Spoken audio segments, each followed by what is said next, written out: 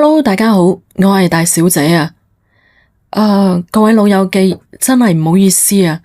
大家有冇發現我停更咗一段時間呢？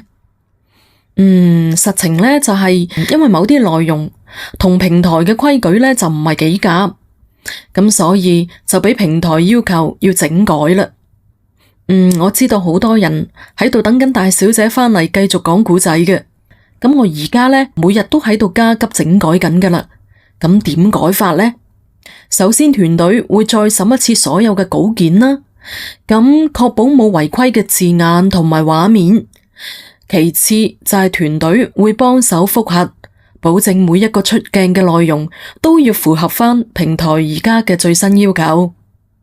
咁並且最緊要嘅呢點嚟啦，就係大小姐真人出鏡，保證唔係 AI 出音。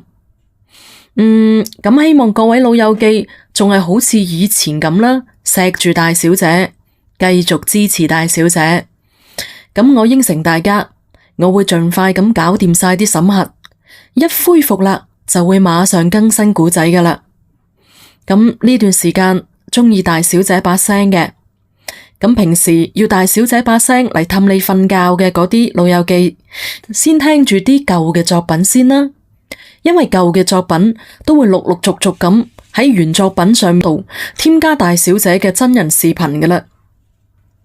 咁辛苦各位老友記等住我啦，咁多謝你哋又冇取消關注我啦，再俾多少少時間我好唔好？好快我就會重出江湖噶啦，同你哋再繼續講好每一個故仔。